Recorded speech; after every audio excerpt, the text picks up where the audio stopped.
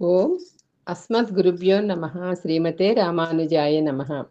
మంచి మాట మిత్రులందరికీ దాసోహం అండి. ఈరోజు మంచి మాటలో అక్షర వైభవం గురించి తెలుసుకుందామా?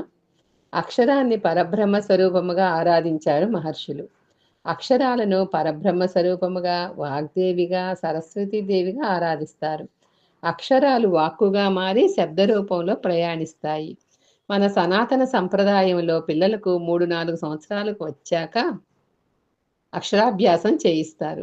అక్షరాభ్యాస సందర్భంలో ముందుగా పెద్దలు పలక మీద ఓం అనే అక్షరంతోనే ప్రారంభిస్తారు.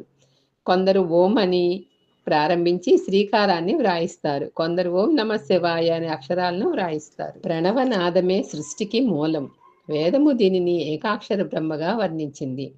సముద్రపు హోరులో, గాలి సవ్వడిలో, శూన్యములో, గుడిగంటలో, శంఖనాదంలో ఓంకారం వినిపిస్తుంది. ఇది పరమాత్మ వాణి. మోక్ష సామ్రాజ్యానికి ఓంకారాన్ని ప్రామాణికంగా చెబుతారు. అక్షరాలు ఎన్ని ఉన్నా మంత్రానికి ప్రాణం అక్షరంలోని బీజశక్తి. వీటినే బీజాక్షరాలు అంటారు. భూమిలో వేసిన ప్రతి ధాన్యపు గింజ మొలకెత్తదు.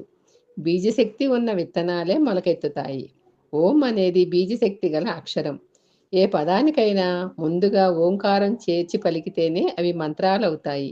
వాటిలో ముఖ్యమైనవి 3: పంచాక్షరి, అష్టాక్షరి, ద్వాదశాక్షరి.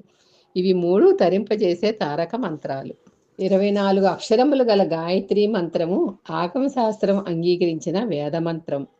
వాల్మీకి మహర్షి తాను రచించిన శ్రీరామాయణంలో గాయత్రి మంత్రములోని ఒక్కొక్క అక్షరాన్ని వరుస క్రమంలో 1000 శ్లోకాలకు ఒకటిగా వేసి 24,000 శ్లోకాలతో ఆదికావ్యమైన శ్రీరామాయణాన్ని రచించారు. రామాయణం ఎన్నో సంవత్సరాల క్రిందట రచించబడిన ఇప్పటికీ నిత్య నూతనంగా ఉండటానికి కారణం అందులోని బీజాక్షర సంపుటే. గింజలో మహావృక్షం దాగి ఉన్నట్లుగా అక్షరాల్లో మహోన్నతమైన అర్థాలు నిక్షిప్తమై ఉంటాయి. అక్షరం మనిషిని సంస్కారవంతునిగా, వివేకవంతునిగా చేస్తుంది. మనిషిని మంచి మార్గంలోకి నడిపిస్తూ పరమాత్మ పాదాల చెంతకు చేరుస్తుంది. అందరూ విద్యావంతులు కావాలని, సమాజాన్ని మంచి మార్గంలోకి నడిపించాలని, సుఖ సంతోషాలతో ఉండాలని భగవంతుని ప్రార్థిస్తూ అడియేన్ కరుణ రామాంజదాసి. జై గోవింద.